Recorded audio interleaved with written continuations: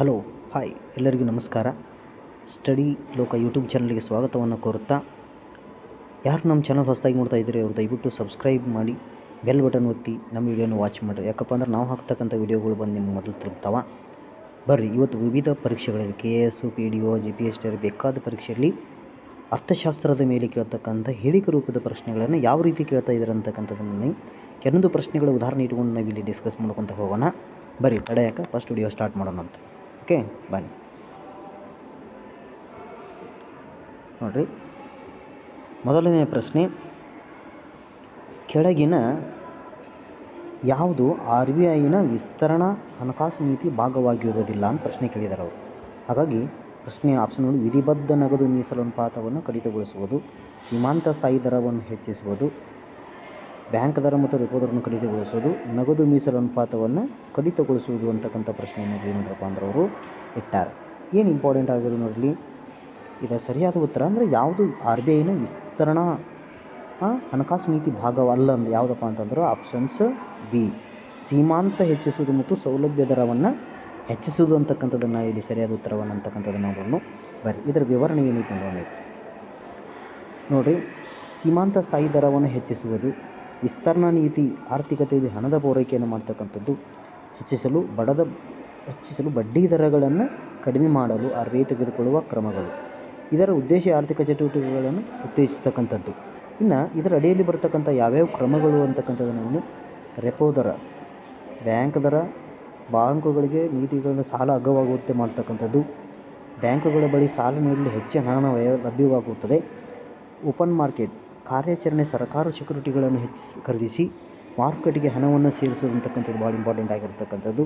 ಇನ್ನು MSF ಈ ದರವನ್ನು ಹೆಚ್ಚಿಸುವುದು, ಬ್ಯಾಂಕುಗಳಿಗೆ RBIನಿಂದ ರಾತ್ರೋರಾತ್ರಿ ಸಾಲ ಪಡೆಯುವ ವೆಚ್ಚವನ್ನು ಹೆಚ್ಚಿಸತಕ್ಕಂಥದ್ದು. ಇದರಿಂದಾಗಿ ಹಣದ ಪೂರೈಕೆ ಕಡಿಮೆ ಆಗ್ತದೆ. ಇದು ಸಂಕೋಚನಕಾರಿ ನೀತಿ ಭಾಗವಾಗಿದೆ, ಆದ್ದರಿಂದ ಇದು ವಿಸ್ತರಣಾ ನೀತಿಯ ಭಾಗವಾಗಿರುವುದಿಲ್ಲ. ಹಾಗಾಗಿ ಸೀಮಾಂತ ಸ್ಥಾಯಿ ಸೌಲಭ್ಯವನ್ನು ಬ್ಯಾಂಕ್ ದರವನ್ನು ಮಾಡೋದು ಹೆಚ್ಚಿಸುವುದು ಅದರ ವಿಸ್ತರಣಾ ನೀತಿ ಆಗಿರುವುದಿಲ್ಲ ಅಂತಕ್ಕಂಥದ್ದನ್ನು ಇಲ್ಲಿ ಸರಿಯಾದ ಉತ್ತರವನ್ನು ನಾವು ಇಲ್ಲಿ ಗಮನಿಸಬೇಕು. ಹಾಗಾಗಿ ಇಲ್ಲಿ ಒಟ್ಟಾರೆಯಾಗಿ ಇಲ್ಲಿ ಕೆಲವೊಂದು ಇಂಪಾರ್ಟೆಂಟ್ ಪಾಯಿಂಟ್ಸ್ಗಳದಾವ. ಎಲ್ಲ ನೋಡ್ತಕ್ಕಂಥ ವಿದ್ಯಾರ್ಥಿಗಳು ಆಸ್ಪಿರೆಂಟ್ಸ್ಗಳು ಏನು ಮಾಡಬೇಕು ಅಂದರೆ ಕೆಲವೊಂದು ಪಾಯಿಂಟ್ಗಳನ್ನು ಇಂಪಾರ್ಟೆಂಟ್ ಮಾಡ್ಕೊಂಡು ಬರ್ಕೊಂಡು ಇಟ್ಕೋಬೇಕು. ಯಾಕಂದರೆ ಪ್ರಮುಖವಾಗಿರ್ತಕ್ಕಂಥ ವಿಷಯಗಳು ಇಲ್ಲಿ ಇಟ್ಟಿದ್ದಾವ. ನೆಕ್ಸ್ಟ್ ಕ್ವಶನ್ ನೋಡೋಣ.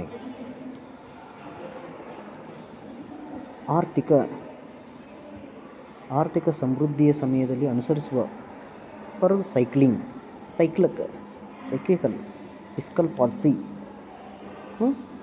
ಸೈಕ್ಲಿಕಲ್ ಫಿಸ್ಕಲ್ ಪಾಲಿಸಿ ಕುರಿತು ಈ ಹೇಳಿಕೆಯನ್ನು ಪರಿಗಣಿಸಿರಿ ಎಂದು ಕೊಟ್ಟಾರು ಅವರು. ಏನು ಕೊಟ್ಟಾರು ನೋಡಿರಿ, ಹಣಕಾಸು ನೀತಿ ಅಡಿಯಲ್ಲಿ ಸರ್ಕಾರದ ವೆಚ್ಚವನ್ನು ಹೆಚ್ಚಿಸುವುದರಿಂದ ಬೆಳವಣಿಗೆ ಮತ್ತಷ್ಟು ಹೆಚ್ಚುತ್ತದೆ. ಹಣಕಾಸು ನೀತಿಯ ಅಡಿಯಲ್ಲಿ ಸರ್ಕಾರದ ವೆಚ್ಚವನ್ನು ಹೆಚ್ಚಿಸುವುದರಿಂದ ಬೆಳವಣಿಗೆಯನ್ನು ಮತ್ತಷ್ಟು ಹೆಚ್ಚಿಸುತ್ತದೆ. ಈ ಹಣಕಾಸು ನೀತಿ ಅಡಿಯಲ್ಲಿ ಸರ್ಕಾರವು ತೆರಿಗೆ ದರಗಳನ್ನು ಸಹ ಹೆಚ್ಚನೆ ಮಾಡ್ತದೆ. ಹಾಗಾಗಿ ಇಲ್ಲಿ ಸರಿಯಾದ ಉತ್ತರ ಯಾವುದಪ್ಪ ಅಂತಂದ್ರೆ ಇಲ್ಲಿ ಒಂದು ಮಾತ್ರ ಯಾವುದಪ್ಪ ಅಂತಂದ್ರೆ ಒಂದೇದು ಮಾತ್ರ ಸರಿಯಾದ ಉತ್ತರ ಆಗ್ತಕ್ಕಂಥದ್ದು. ಯಾವುದಪ್ಪ ಅಂತಂದ್ರೆ ಹಣಕಾಸು ನೀತಿ ಅಡಿಯಲ್ಲಿ ಸರ್ಕಾರದ ವೆಚ್ಚವನ್ನು ಹೆಚ್ಚಿಸುವುದರಿಂದ ಬೆಳವಣಿಗೆಯನ್ನು ಮತ್ತಷ್ಟು ಏನು ಮಾಡುತ್ತಪ್ಪ ಅಂದ್ರೆ ಹೆಚ್ಚಿಸುತ್ತದೆ ಅಂತಕ್ಕಂಥದ್ದು. ಏನಿದ್ರೆ ವಿವರಣೆ ನೋಡೋಣ. ಸೈಕ್ಲಿಕಲ್ ಫಿಸ್ಕಲ್ ಪಾಲಿಸಿ ಅಂದರೆ ಏನು? ಪ್ರಥಮವಾಗಿ ಇದರ ಅರ್ಥ ಏನು? ಹಿಂಗಂದ್ರೆ ಆರ್ಥಿಕ ಚಕ್ರದ ದಿಕ್ಕಿನಲ್ಲಿ ತನ್ನ ನೀತಿಯನ್ನು ಅನುಸರಿಸುತ್ತದೆ. ಅಂದರೆ ಆರ್ಥಿಕತೆ ಉತ್ತಮ ಸ್ಥಿತಿಯಲ್ಲಿದ್ದಾಗ ಸರ್ಕಾರವು ವಿಸ್ತರಣಾ ನೀತಿ ಅನುಸರಿಸುತ್ತದೆ. ಹೆಚ್ಚು ಖರ್ಚು ಕಡಿಮೆ ತೆರಿಗೆ. ಆರ್ಥಿಕ ಕುಸಿತ ಸಂಬಂಧ ಇರುವಲ್ಲಿ ಸಂಕೋಚನಕಾರಿ ನೀತಿ ಅನುಸರಿಸುತ್ತದೆ. ಕಡಿಮೆ ಖರ್ಚು ಹೆಚ್ಚು ತೆರಿಗೆ.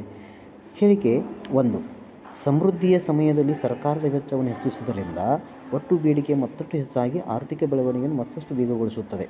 ಇದು ಅತಿಯಾಗಿ ಬೆಳವಣಿಗೆ ಮತ್ತು ಹಣದುಬ್ಬರಕ್ಕೆ ಕಾರಣವಾಗಬಹುದು. ಹೇಳಿಕೆ 2: ತಪ್ಪು ಯಾಕೆ ಅಂತಕ್ಕಂಥದ್ದು. ಸಮೃದ್ಧಿಯ ಸಮಯದಲ್ಲಿ ಸರ್ಕಾರ ತೆರಿಗೆ ದರಗಳನ್ನು ಕಡಿಮೆ ಮಾಡುತ್ತದೆ, ಹೆಚ್ಚಿಸುವುದಿಲ್ಲ. ತೆರಿಗೆ ಕಡಿತವು ಜನರ ಬಳಿ ಹೆಚ್ಚು ಖರ್ಚು ಮಾಡುವ ಶಕ್ತಿಯನ್ನು ಬಿಡುತ್ತದೆ. ಇದು ಆರ್ಥಿಕ ಉತ್ತೇಜನ ಮತ್ತಷ್ಟು ಹೆಚ್ಚಿಸತಕ್ಕಂಥದ್ದು. ಹಾಗಾಗಿ ಇಲ್ಲಿ ಸೈಕ್ಲಿಕಲ್ ಫಿಸ್ಕಲ್ ಪಾಲಿಸಿ ಇದರ ಅರ್ಥ ಏನಪ್ಪ ಅಂತಂದರೆ ಒಟ್ಟಾರೆಯಾಗಿ ನಾವು ನೋಡಬೇಕಾಗಿರ್ತಕ್ಕಂಥದ್ದು, ಸಮೃದ್ಧಿ ಸಮಯದಲ್ಲಿ ಸರ್ಕಾರದ ವೆಚ್ಚವನ್ನು ಹೆಚ್ಚಿಸುವುದರಿಂದ ಒಟ್ಟು ಬೇಡಿಕೆಯನ್ನು ಮತ್ತು ಹೆಚ್ಚಾಗಿ ಆರ್ಥಿಕ ಬೆಳವಣಿಗೆ ಮತ್ತಷ್ಟು ವೇಗಗೊಳ್ಳುತ್ತದೆ. ಇದು ಅತಿಯಾದ ಬೆಳವಣಿಗೆ ಮತ್ತು ಹಣದುಬ್ಬರಕ್ಕೆ ಕಾರಣವಾಗುವುದು. ಹೇಳಿಕೆ 2 ತಪ್ಪು ಯಾಕಪ್ಪ ಅಂತಂದ್ರೆ ಇಲ್ಲಿ ಸಮೃದ್ಧಿಯ ಸಮಯದಲ್ಲಿ ಸರ್ಕಾರ ತೆರಿಗೆಗಳನ್ನು ಕಡಿಮೆ ಮಾಡುವುದರಿಂದ ಅಥವಾ ಹೆಚ್ಚಿಸುವುದಿಲ್ಲ. ಯಾವುದೇ ತೆರಿಗೆಗಳು ಜನರಲ್ಲಿ ಖರ್ಚು ಮಾಡೋದು ಶಕ್ತಿ ಬಿಟ್ಟುಬಿಡ್ತದೆ. ಹಾಗಾಗಿ ಆರ್ಥಿಕ ಉತ್ತೇಜನ ಮತ್ತಷ್ಟು ಏನು ಮಾಡ್ತಪ್ಪ ಅಂದ್ರೆ ಇಲ್ಲಿ ಹೆಚ್ಚಿಸೋದಕ್ಕೆ ಕಾರಣ ಆಗ್ತದೆ ಅಂತಕ್ಕಂಥದ್ದನ್ನು ನಾವು ಇಲ್ಲಿ ಹಾಗಾಗಿ ಇಲ್ಲಿ ಸೈಕ್ಲಿಕಲ್ ಫಿಸ್ಕಲ್ ಪಾಲಿಸಿ ಅಂತಪ್ಪ ಅಂತಂದ್ರೆ ನಿಮ್ಗೆ ಇದರ ಅರ್ಥ ಗೊತ್ತಾಗಿದೆ ತಿಳ್ಕೊಂಡು ಮುಂದಿನ ಪ್ರಶ್ನೆಗೆ ನೋಡೋಣಂತೆ. 3ನೇ ನಂಬರ್ ಕ್ವಶನ್ ನೋಡ್ರಿ. PRM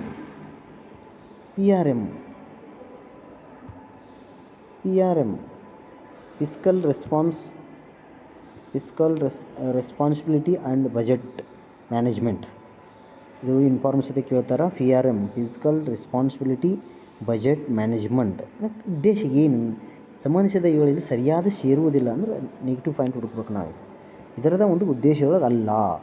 ದೀರ್ಘಾವಧಿಯ ಸ್ಥೂಲ ಆರ್ಥಿಕ ಸ್ಥಿತಿಯನ್ನು ಸಾಧಿಸುವುದು, ಹಣಕಾಸು ವಿತ್ತೀಯ ನೀತಿಗಳ ನಡುವೆ ಉತ್ತಮ ಸಂವಹನವನ್ನು ಸಾಧಿಸುವುದು, ಸರ್ಕಾರದ ಹಣಕಾಸು ಕಾರ್ಯಾಚರಣೆಯಲ್ಲಿ ಪಾರದರ್ಶಕತೆಯನ್ನು ತರುವುದು, ಭವಿಷ್ಯದ ಪೀಳಿಗೆ ಸಾಲದ ಹೊರೆಯನ್ನು ಕಡಿಮೆ ಮಾಡುವುದು. ಅದರ ಒಟ್ಟಾರೆಗೆ ಏನಪ್ಪ ಅಂತಂದ್ರೆ ಇಲ್ಲಿ ದೀರ್ಘಾವಧಿಯ ಸ್ಥೂಲ ಆರ್ಥಿಕ ಸ್ಥಿತಿಯನ್ನು ಸಾಧಿಸ್ತಕ್ಕಂಥದ್ದು, ಆಮೇಲೆ ಹಣಕಾಸು ನೀತಿಯ ವಿತ್ತೀಯಗಳ ನಡುವೆ ಉತ್ತಮ ಸಮನ್ವಯ ಸಾಧಿಸ್ತಕ್ಕಂಥದ್ದು. ಇದು ಸರಿಯಾದ ಉತ್ತರ ಯಾವುದು ಅಂತಕ್ಕಂಥದ್ದನ್ನು ನಾವು ಇಲ್ಲಿ ನೋಡೋದಾಯ್ತಪ್ಪ ಅಂತಂದ್ರೆ ಭವಿಷ್ಯದ ಪೀಳಿಗೆ ಸಾಲದ ಹೊರೆಯನ್ನು ಕಡಿಮೆ ಮಾಡುವುದು. ಆಪ್ಷನ್ ಡಿ ಸರಿಯಾಗಿರ್ತಕ್ಕಂಥ ಉತ್ತರ ಆಗುತ್ತದೆ. ಹಂಗಂದ್ರೆ ಏನು ನೋಡಿ ನೀವು, ಹಣಕಾಸು ಕೊರತೆ ಮತ್ತು ಆದಾಯ ಕೊರತೆಯನ್ನು ಕಡಿಮೆ ಮಾಡುವುದು. ಹಣಕಾಸು ಕೊರತೆ ಮತ್ತು ಆದಾಯ ಕೊರತೆಯನ್ನು ರೆವಿನ್ಯೂ ಡಿಫಿಕಲ್ಟಿ ಕಡಿಮೆ ಮಾಡತಕ್ಕಂಥದ್ದು. ಇನ್ನು ಅಂತರ ಪೀಳಿಗೆ ಸಮಾನತೆ. ಪ್ರಸ್ತುತ ಪೀಳಿಗೆಯು ಅತಿಯಾದ ಸಾಲ ಮಾಡಿ ಭವಿಷ್ಯದ ಪೀಳಿಗೆ ಮೇಲೆ ಹೊರೆ ಹಾಕಬಾರದು.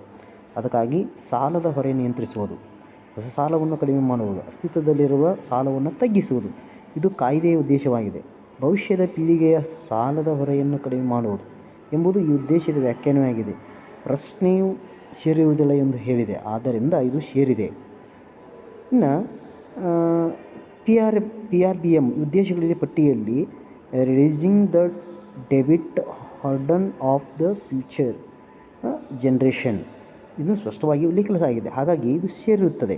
ಪ್ರಶ್ನೆಯು ಸೇರಿರುವುದರಿಂದ 4 ಆಯ್ಕೆಗಳಲ್ಲಿ PRM ಉದ್ದೇಶಗಳಾಗಿವೆ. ಆದರೆ ಕೆಲವು ಪರೀಕ್ಷೆಗಳಲ್ಲಿ ಮ್ಯಾಕ್ರೋ ಎಕನಾಮಿಕ್ಸ್ ಸ್ಟೆಬಿಲಿಟಿಯನ್ನು ಮುಖ್ಯ ಉದ್ದೇಶವೆಂದು ಪರಿಗಣಿಸದೆ ಅದು ಒಂದು ಫಲಿತಾಂಶ ಎಂದು ವಾದಿಸಬಹುದು.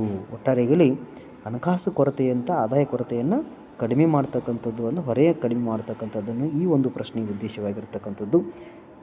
ಇದು ಸರಿಯಾಗಿ ನೋಟ್ಸ್ ಮಾಡ್ಕೊಳ್ಳಿ, ಬರೆದಿಟ್ಕೊಡ್ರಿ. ನೆಕ್ಸ್ಟ್ ಕ್ವೆಶನ್ ನೋಡೋಣ. 4ನೇ ಕ್ವೆಶನ್ ನೋಡೋಣ.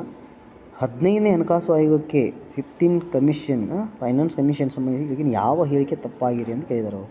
ಇದು ರಾಹುಲ್ ರಾಮನ್ ಅವರ ಅಧ್ಯಕ್ಷತೆಯಲ್ಲಿ ಮತ್ತು ಅದರ ಶಿಫಾರಸುಗಳು 2021-25 ಅನ್ವಯವಾಗುವಂತೆ ಲಂಬ ವಿಂಗಡಣೆಯಲ್ಲಿ ಕೇಂದ್ರ ತೆರಿಗೆಗಳು ಸರ್ಕಾರ ಪಾಲನ್ನು 41% ಶಿಫಾರಸು ಮಾಡಿದೆ. ಸಮತಲ ವಿಂಗಡಣೆಯಲ್ಲಿ ಜನಸಂಖ್ಯೆ ಒಂದು ಮಾನದಂಡವಾಗಿದೆ. ಸಮತಲ ವಿಂಗಡಣೆಯಲ್ಲಿ ಅರಣ್ಯ ಪರಿಸರ ಒಂದು ಮಾನದಂಡವಾಗಿದೆ ಅಂತಕ್ಕಂಥದ್ದೆಲ್ಲ. ಇದರ ಸರಿಯಾದ ಉತ್ತರ ಯಾವುದಪ್ಪ ಅಂತಂದ್ರೆ ನೋಡೋಣ ಈಗ. ಹೇಳಿಕೆ ತಪ್ಪು ಯಾವುದಪ್ಪ ಅಂತಂದ್ರೆ 15ನೇ ಹಣಕಾಸು ಆಯೋಗ ಅಧ್ಯಕ್ಷರ NK ಸಿಂಗ್. ನಾನು ಕೇಳ್ತಾನೆ ರೀ. ಆಗ ಅದ್ರಾಗೆ ಇಲ್ಲಿ ರಘುರಾಮ್ ರಾಜನ್ ಅಲ್ಲ. ಹೇಳಿಕೆ ಒಂದು ತಪ್ಪು. ಹೇಳಿಕೆ ಬಿ, 2ನೇ ಹೇಳಿಕೆ ಒಳಗೆ ಏನೈತಪ್ಪ ಅಂದ್ರೆ 15ನೇ ಹಣಕಾಸು ಆಯೋಗವು ಲಂಬ ವಿಂಗಡಣೆಯಲ್ಲಿ ಕೇಂದ್ರ ರಾಜ್ಯ ನಡುವಿನ ಹಂಚಿಕೆ ರಾಜ್ಯಗಳ ಪಾಲನ್ನು 41% ಮುಂದುವರಿಸಲು ಶಿಫಾರಸು ಮಾಡಿದೆ. ಹೇಳಿಕೆ ಸರಿ. ಹೇಳಿಕೆ ಸಿ ಸರಿ. ಸಮತಲ ವಿಂಗಡಣೆಯಲ್ಲಿ ರಾಜ್ಯ ವಿಂಗಡಣೆ ಹಂಚಿಕೆ ಆದಾಯ ಅಂತರ ಇನ್ಕಮ್ ಡಿಸ್ಟೆನ್ಸ್ ಜನಸಂಖ್ಯೆ ವಿಸ್ತೀರ್ಣ ಅರಣ್ಯ ಪರಿಸರ ಜನಸಂಖ್ಯೆ ಕಾರ್ಯಕ್ಷಮತೆ ಇವುಗಳು ಮಾನದಂಡವಾಗಿವೆ. ಅಂದರೆ ಇದು ಸರಿಯಾಗಿರ್ತಕ್ಕಂಥದ್ದು. ಒಂದೇ ನೋಡಿ ಬಿ ಆನ್ಸರ್ ಏನು. 15ನೇ ಹಣಕಾಸು ಆಯೋಗವು ಲಂಬ ವಿಂಗಡಣೆಯಲ್ಲಿ ರಾಜ್ಯಪಾಲನ್ನು ಅಂದರೆ ಕೇಂದ್ರ ರಾಜ್ಯಗಳ ಪಾಲನ್ನು 41% ಮುಂದುವರಿಸಲು ಶಿಫಾರಸು ಮಾಡುತ್ತದೆ. ಇನ್ನು ಅದೇ ರೀತಿಯಾಗಿ ಸಮತಲ ವಿಂಗಡಣೆಯಲ್ಲಿ ರಾಜ್ಯಗಳ ಹಂಚಿಕೆ ಆದಾಯ ಅಂತರ ಜನಸಂಖ್ಯೆ ಅದರ ವಿಸ್ತೀರ್ಣ ಅರಣ್ಯ ಪರಿಸರ ಎಷ್ಟೈತಿ ಜನಸಂಖ್ಯೆ ಕಾರ್ಯಕ್ಷಮತೆ ಎಷ್ಟು ಅದನ್ನು ನೋಡಿಕೊಂಡಲ್ಲಿ ಅದರ ಮಾನದಂಡವಾಗಿ ಅನುದಾನವನ್ನು ಕೊಡ್ತದೆ. ಇನ್ನು ಹೇಳಿಕೆ ಡಿ ಸರಿ. ಯಾಕೆ ಸರಿಯಾಗಿದೆ? ಅರಣ್ಯ ಮತ್ತು ಪರಿಸರ ಎಲ್ಲವೂ ಒಂದು ಮಾನದಂಡವಾಗಿದೆ. ಅಂದರೆ ಎಲ್ಲ ರೀತಿಯ ಮಾನದಂಡವಾಗಿ ಏನು ಮಾಡ್ತಾರಪ್ಪ ಅಂದ್ರೆ 15ನೇ ಹಣಕಾಸು ಆಯೋಗ ಏನು ಮಾಡ್ತಾರಪ್ಪ ಅಂತಂದರೆ ಅದರ ಮಾನದಂಡವಾಗಿ ಇಲ್ಲಿ ಆಯೋಗ ಮಾಡಿದ್ರಲ್ಲಿ ಸರಿಯಾದ ತಪ್ಪಾಗಿರ್ತಕ್ಕಂಥದ್ದು 15ನೇ ಹಣಕಾಸು ಆಯೋಗದ ಅಧ್ಯಕ್ಷ ಯಾರಪ್ಪ ಅಂದ್ರೆ NK ಸಿಂಗ್. ಇದನ್ನು ಇಂಪಾರ್ಟೆಂಟ್ ಕೇಳ್ತಾರೆ, ಸ್ವಲ್ಪ ನೋಟ್ ಮಾಡಿ ಇಟ್ಕೊಡ್ರಿ. ಓಕೆ, ನೆಕ್ಸ್ಟ್ ಕ್ವೆಶನ್ ನೋಡಿ. ಇನ್ನು 5ನೇ ಕ್ವೆಶನ್ ನೋಡ್ರಿ. ಕೌಂಟರ್ ವೇಲಿಂಗ್ ಡ್ಯೂಟಿ CVD ಅಂತ ಕರೀತಾರೆ. ಇದನ್ನು ಯಾವುದನ್ನು ಸೂಚಿಸುತ್ತದೆ ಅಂತ ಕೇಳ್ಯಾರು. ನೋಡೋಣ. ಒಂದೇ ಆಪ್ಷನ್ಸು ಕರೆನ್ಸಿಯು ಅಪಮೌಲ್ಯೀಕರಣದ ಪರಿಣಾಮವನ್ನು ಎದುರಿಸುವ ಕಸ್ಟಮ್ ಸುಂಕ, ರಫ್ತುಗಳನ್ನು ನಿರುತ್ಸಾಹಗೊಳ್ಳಲು ರಫ್ತು ಮಾಡುವ ವಿಧಿಸುವ ತೆರಿಗೆ, ಅಂತಾರಾಷ್ಟ್ರೀಯ ವ್ಯಾಪಾರವನ್ನು ಸಮತೋಲನಗೊಳಿಸಲು ದೇಶೀಯ ಉತ್ಪಾದಕರ ಮೇಲೆ ವಿಧಿಸುವ ತೆರಿಗೆ.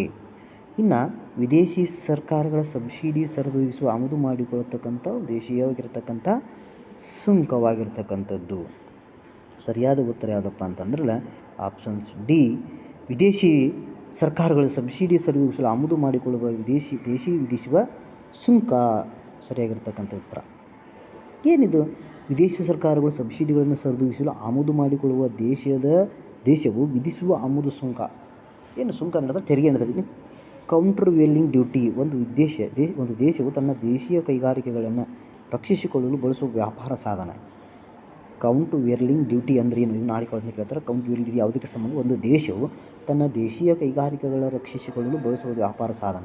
ಯಾವುದೇ ವಿದೇಶವು ಯಾವ ವಿದೇಶ ದೇಶವು ತನ್ನ ರಫ್ತುದಾರರಿಗೆ ಸಬ್ಸಿಡಿ ನೀಡಿದರೆ ಆ ಸಬ್ಸಿಡಿಯಿಂದ ಆ ವಸ್ತುಗಳು ಆಮದು ಮಾಡಿಕೊಳ್ಳುವ ದೇಶಗಳ ಅಗ್ಗವಾಗಿ ಮಾರಾಟವಾಗುತ್ತವೆ. ಇದರಿಂದ ದೇಶೀಯ ಉತ್ಪಾದಕರಿಗೆ ನಷ್ಟವಾಗ್ತದೆ. ಇಲ್ಲಿ ಅನ್ಯಾಯದ ಸ್ಪರ್ಧೆಯನ್ನು ತಡೆಗಟ್ಟಲು ಆಮದು ಮಾಡಿಕೊಳ್ಳುವ ದೇಶವು ಆ ವಸ್ತುಗಳ ಮೇಲೆ ಹೆಚ್ಚುವರಿ ಸುಂಕವನ್ನು ವಿಧಿಸುತ್ತದೆ. ಇದನ್ನೇ ನಾವು ಕೌಂಟರ್ ವೇಲಿಂಗ್ ಡ್ಯೂಟಿ ಎಂದು ಕರೆಯುತ್ತಾರೆ. ಇದು WTO ನಿಯಮಗಳಿಗೆ ಒಳಪಟ್ಟಿರ್ತಕ್ಕಂಥದ್ದು. ಇನ್ನು ಕೇಳ್ತಾರೆ, very important economics. Countervailing duty ಅಂದರೆ ಏನು, ಯಾವುದಕ್ಕೆ ಅಂತ ಹೇಳ್ತಪ್ಪ ಅಂದ್ರೆ, ಈಗ ನೋಡಿರಿ, ಉದಾಹರಣೆಯಾಗಿ ಒಂದು ದೇಶ ತನ್ನ ದೇಶದ ಕೈಗಾರಿಕೆಗಳನ್ನು ರಕ್ಷಣೆ ಮಾಡಬೇಕಾಗ್ಯದ. ಯಾವುದೇ ವಿದೇಶಿ ದೇಶವು ತನ್ನ ರಫ್ತುದಾರರಿಗೆ ಸಬ್ಸಿಡಿ ನೀಡ್ತಪ್ಪ ಅಂತಂದ್ರೆ, ಅದು ಒಂದು ದೇಶದ ಸಬ್ಸಿಡಿ ನೀಡುತ್ತೆ ಅಂದ್ರೆ ಆ ಸಬ್ಸಿಡಿಯಿಂದ ವಸ್ತುಗಳು ಆಮದು ಮಾಡ್ಕೊಳ್ಳೋ ಅನೇಕ ಆಗ್ತದೆ, ಅಗ್ಗವಾಗಿ ಮಾರಾಟ ಆಗ್ತದೆ, ಕಡಿಮೆ ಮಾರಾಟ ಆಗ್ತದೆ. ಅದರಿಂದಾಗಿ ದೇಶೀಯ ಉತ್ಪಾದಕರಿಗೆ ನಷ್ಟವಾಗ್ತದೆ. ಈ ಅನ್ಯಾಯವನ್ನು ಸ್ಪರ್ಧೆಯನ್ನು ತಡೆಗಟ್ಟುವ ಉದ್ದೇಶಕ್ಕೋಸ್ಕರವಾಗಿ ಆ ದೇಶ ವಸ್ತುಗಳ ಮೇಲೆ ಹೆಚ್ಚುವರಿ ಸುಂಕವನ್ನು ಆಮದು ಮಾಡಿಕೊಳ್ತಕ್ಕಂಥ ವಸ್ತುಗಳ ಮೇಲೆ ಹೆಚ್ಚು ವಿಧಿಸುವತಕ್ಕಂಥದ್ದನ್ನು ನಾವೇನು ಮಾಡ್ತೀವಪ್ಪ ಅಂತಂದ್ರೆ ಕೌಂಟರ್ ವೇಲಿಂಗ್ ಡ್ಯೂಟಿ ಅಂತ ಏನು ಮಾಡ್ತೀವಿ, ಕರಿತೀವಿ. Okay, it's very important. ಸ್ವಲ್ಪ ಈ ಉತ್ತರವನ್ನು ನೆನಪಿಟ್ಟುಕೊಡ್ರಿ. ನೆಕ್ಸ್ಟ್ ಕ್ವೆಶ್ಚನ್ ನೋಡೋಣ. ಬ್ಯಾಂಕುಗಳು ಪ್ರೊಪ್ರೈಟರಿ ಟ್ರೇಡಿಂಗ್ಗೆ ಖಾತರಿ ಗ್ಯಾರಂಟಿ ನೀಡಬಹುದಾದ ಸಂದರ್ಭ ಯಾವುದು ಅಂತ ಕೇಳಿದ್ದಾರೆ ಅವರು. ಪ್ರೊಪ್ರೈಟರಿ ಟ್ರೇಡಿಂಗ್ ನೀಡತಕ್ಕಂಥ ಸಂದರ್ಭ ಯಾವುದು? ನಗದು ಮತ್ತು ಸರ್ಕಾರ ಸೆಕ್ಯೂರಿಟಿಗಳ ಆಧಾರದ ಮೇಲೆ, ಭೂ ಹಿಡುವಳಿಗಳು ಮತ್ತು ಕಾರ್ಪೊರೇಟ್ ಷೇರುಗಳ ಆಧಾರದ ಮೇಲೆ, ನಗದು ಸೆಕ್ಯೂರಿಟಿ ಮತ್ತು ಭೂ ಹಿಡುವಳಿಗಳ ಕಾರ್ಪೊರೇಟ್ ಷೇರುಗಳ ಮೇಲೆ, ಒಟ್ಟಿನಲ್ಲಿ ನಗದು ಮತ್ತು ಸರ್ಕಾರಿ ಸೆಕ್ಯೂರಿಟಿಗಳ ಆಧಾರದ ಮೇಲೆ, ಭೂ ಹಿಡುವಳಿ ಸೆಕ್ಯೂರಿಟಿ ಮೇಲೆ. ಸರಿಯಾದ ಉತ್ತರಗಳನ್ನು ನೋಡೋಣ. ಏನಿದೆ ಇದರ ವಿಷಯ ಅಂತಕ್ಕಂಥದ್ದು ನೋಡೋಣ. ಈಗ ನಗದು ಮತ್ತು ಸರ್ಕಾರಗಳು, ನಗದು ಮತ್ತು ಸೆಕ್ಯೂರಿಟಿಗಳ ಆಧಾರದ ಮೇಲೆ ಹೇಳಿದರೆ ಏನಿದೆ ಅಂದ್ರೆ RBI ಮಾರ್ಗಸೂಚಿಗಳು, RBI ತನ್ನ ಇತ್ತೀಚಿನ ನಿಯಮಗಳ ಪ್ರಕಾರ ಬ್ಯಾಂಕುಗಳಾಗಿರ್ಬೋದು, ಪ್ರೊಪ್ರೈಟರಿ ಟ್ರೇಡಿಂಗ್ಗಳಾಗಿರ್ಬೋದು, ಬಂಡವಾಳ ಮಾರುಕಟ್ಟೆ ಮಧ್ಯವರ್ತಿಗಳಿಗೆ ಖಾತರಿ ನೀಡಬಹುದು. ಆದರೆ ಇದು ಸಂಪೂರ್ಣವಾಗಿ ಭದ್ರತೆ ಆಧಾರದ ಮೇಲೆ ಇರಬೇಕು. ಈ ಭದ್ರತೆಯು ನಗದು ಮತ್ತು ನಗದು ಸಮಾನಗಳ ಮತ್ತು ಸರ್ಕಾರಿ ಸೆಕ್ಯೂರಿಟಿಗಳ ಗೌರ್ಮೆಂಟ್ ಸೆಕ್ಯೂರಿಟೀಸ್ ರೂಪದಲ್ಲಿರಬೇಕು. ಇದರಲ್ಲಿ ಕನಿಷ್ಠ 50% ಭದ್ರತೆಯು ನಗದು ರೂಪದಲ್ಲಿರಬೇಕು ಎಂದು RBI ಹೇಳಿದೆ. ಭೂಮಿ ಅಥವಾ ಕಾರ್ಪೊರೇಟ್ ಷೇರುಗಳನ್ನು ಉದ್ದೇಶವಾಗಿ ಪರಿಗಣಿಸಲಾಗುವುದಿಲ್ಲ ಮೇಲೆ ಅಂದ್ರೆ ಒಟ್ಟಾರೆಯಲ್ಲಿ ಬ್ಯಾಂಕುಗಳು ಪ್ರೊಪ್ರೈಟರಿ ಟ್ರೇಡಿಂಗ್, ಬಂಡವಾಳ ಮಾರುಕಟ್ಟೆ ಮಧ್ಯವರ್ತಿಗಳಿಗೆ ಖಾತರಿ ನೀಡಬಹುದಾಗಿರ್ತಕ್ಕಂಥ ಸಂಪೂರ್ಣವಾಗಿ ಭದ್ರತೆ ಆಧಾರದ ಮೇಲೆ ಫುಲ್ಲಿ ಸೆಕ್ಯೂರ್ಡ್ ಇರಬೇಕು. ಭದ್ರತೆಯು ನಗದು ಮತ್ತು ನಗದು ಸಮಾನಗಳು ಮತ್ತು ಸರ್ಕಾರಿ ಸೆಕ್ಯೂರಿಟಿಗಳ ರೂಪದಲ್ಲಿ ಕನಿಷ್ಠ 50% ಭದ್ರತೆಯು ನಗದು ರೂಪದಲ್ಲಿರಬೇಕಂತ. ಎಷ್ಟು? 50% ನಗದು ಭೂಮಿಗಳು ಭದ್ರತೆ ರೂಪದಲ್ಲಿ ಇರಬೇಕಂತಕ್ಕಂಥ ಪ್ರಶ್ನೆ ಹೇಳ್ತದೆ. ನೆಕ್ಸ್ಟ್ ಕ್ವೆಶ್ಚನ್ ನೋಡೋಣ. ಭಾರತ ವಿಸ್ತಾರ ಕುರಿತು ಕೆಳಗಿನ ಹೇಳಿಕೆಯನ್ನು ಪರಿಗಣಿಸಿರಿ. ಭಾರತ ವಿಸ್ತಾರ ಅಂತಕ್ಕಂಥದ್ದು ಭಾರತ ಸರ್ಕಾರಕ್ಕೆ ಹೊರಟಿರ್ತಕ್ಕಂಥ ಒಂದು ಯೋಜನೆ. ಇದು ರೈತರಿಗೆ ಸಂಬಂಧಿಸಿದ ಮಾಹಿತಿಯನ್ನು ಒದಗಿಸಲು ವಿನ್ಯಾಸಗೊಳಿಸಲಾಗಿತ್ತು. AI ಚಾಲಿತ ಬಹುಭಾಷಾ ಸಾಧನವಾಗಿದೆ. ಈ ಉಪಕರಣವು ಬೆಳೆ ಯೋಜನೆ, ಕೃಷಿ ಪದ್ಧತಿಗಳಿಗೆ ಮಾರ್ಗದರ್ಶನ ನೀಡುವುದಲ್ಲದೆ ಅದರ ಹವಾಮಾನ ಮುನ್ಸೂಚನೆಯನ್ನು ನೀಡುತ್ತದೆ. ವಿಸ್ತಾರ ಭಾರತವು ಡಿಜಿಟಲ್ ಕೃಷಿ ಸಂಜ್ಞೆ ಆಗಿ 24 ಗಂಟೆಗಳ ಕಾಲ ಲಭ್ಯವಿರುತ್ತದೆ. ಇದು ಕೇವಲ ಪ್ರಾದೇಶಿಕ ಭಾಷೆಗಳಿಗೆ ಮಾತ್ರ ಲಭ್ಯವಿರತಕ್ಕಂಥದ್ದು. ಉತ್ತರ ನೋಡ್ರಿ. ಈಗ ಇಲ್ಲಿ 2B ಉತ್ತರ ಅಂದ್ರೆ 2 ಮಾತ್ರ ಸರಿ ಅಂತಕ್ಕಂಥ ಉತ್ತರ. 2 ಯಾವುದು ನೋಡೋಣ. ಈಗ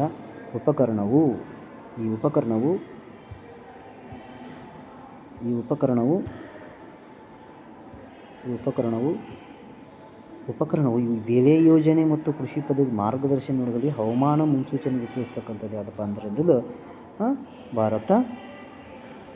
ಭಾರತ ವಿಸ್ತಾರಪ್ಪ ಅಂದ್ರೆ ಪ್ರಮುಖವಾಗಿ ಕೃಷಿ ಪದ್ಧತಿಗಳ ಮಾರ್ಗದರ್ಶನ ಮಾಡ್ತಕ್ಕಂಥದ್ದು ಅಥವಾ ಹವಾಮಾನಗಳನ್ನು ಮುಂಚೂಣಿಗಳನ್ನು ತಿಳಿಸ್ತಕ್ಕಂಥ ಒಂದು ಯೋಜನೆ ಯಾವುದಪ್ಪ ಅಂದ್ರೆ ಭಾರತ ವಿಸ್ತಾರ ಯೋಜನೆ ಅಂತಕ್ಕಂಥದ್ದನ್ನು ನಾವಿಲ್ಲಿ ನೆನ್ಪಿಡಬೇಕು.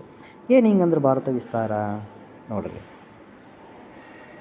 ಬರೀ ಭಾರತ ವಿಸ್ತಾರ ಈ ವಿಸ್ತಾರ ಏನಪ್ಪ ಅಂದ್ರೆ ಸಿಸ್ಟಮ್ ಆ್ಯಕ್ಸೆಸ್ ಅಗ್ರಿಕಲ್ಚರ್ ರಿಸರ್ಚ್ ಒಂದು AI ಚಾಲಿತಬಹುದು ಡಿಜಿಟಲ್ ಸಾರ್ವಜನಿಕ ಮೂಲಕೋಶ ಉಪಕ್ರಮವಾಗಿದ್ದು ರೈತರಿಗೆ ಅವರ ಸ್ಥಳೀಯ ಭಾಷೆಯಲ್ಲಿ ಮಾಹಿತಿಯನ್ನು ಒದಗಿಸ್ತಕ್ಕಂಥದ್ದು ಒಂದನೇದು. ಇನ್ನು ಹೇಳಿಕೆ ತಪ್ಪು, ಯಾಕೆ ಹೇಳಿಕೆ ತಪ್ಪು? ಇದು ಬೆಳೆ ಯೋಜನೆ, ಕೃಷಿ ಪದ್ಧತಿಗಳು, ಕೀಟಗಳು, ಹವಾಮಾನ ಮುನ್ಸೂಚನೆ, ಮಾರುಕಟ್ಟೆ ಯೋಜನಾ ಪದ್ಧತಿ ಬಗ್ಗೆ ಮಾರ್ಗದರ್ಶನ ನೀಡುತ್ತದೆ.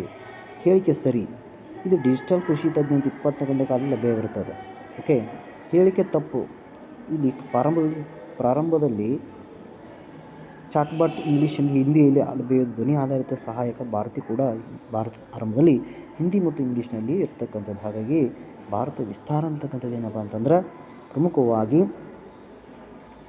ಬಹುಭಾಷೆವಾಗಿರ್ತಕ್ಕಂಥದ್ದು, ರೈತರಿಗೆ ಸ್ಥಳೀಯ ಭಾಷೆಯಲ್ಲಿ ಮಾಹಿತಿಯನ್ನು ಒದಗಿರ್ತಕ್ಕಂಥದ್ದು ಹೇಳಿಕೆ ತಪ್ಪು ಆಗಿರ್ತಕ್ಕಂಥದ್ದು. ನೆಕ್ಸ್ಟ್ ಓಕೆ, ನೋಡಿದ್ರಲ್ಲ ಇಲ್ಲಿ ಹೇಳಿಕೆ 2 ಅಂತಕ್ಕಂಥದ್ದನ್ನು ಮಾತ್ರ ನಾವಿಲ್ಲಿ ಹೇಳಿಕೆಗಳು B2 ಹೇಳಿಕೆ 1 ಮತ್ತು 3 ಸರಿ ಅಂತಕ್ಕಂಥದ್ದನ್ನು ನಾವಿಲ್ಲಿ ನೆನ್ಪಿಟ್ಕೊಳ್ಳಿ. ಓಕೆ.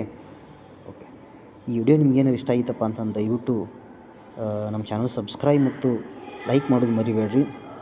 ಸ್ಟಡಿ ಲೋಕ ಯೂಟ್ಯೂಬ್ ಚಾನಲ್ ಸಬ್ಸ್ಕ್ರೈಬ್ ಮಾಡೋದ್ರ ಜೊತೆಗೆ ವಿಡಿಯೋನ ವಾಚ್ ಮಾಡಿರಿ. ಅಲ್ಲಿವರೆಗೂ ಮತ್ತೆ ಮುಂದಿನ ವಿಡಿಯೋದಲ್ಲಿ ಇದಕ್ಕಿಂತ ಹೆಚ್ಚಿನ ಮಾಹಿತಿಯನ್ನು ಬೇರೆ ಸಬ್ಜೆಕ್ಟಿಗೆ GPSTR, PSTR, HSTR, SD, FD ಬೇಕಾಗಿರ್ತಕ್ಕಂಥ ಪ್ರಮುಖ ಪ್ರಶ್ನೆಗಳನ್ನು ನಿಮ್ಮ ಮುಂದೆ ತರ್ತೀನಿ. ಅಲ್ಲಿವರೆಗೂ ನಮಸ್ಕಾರ.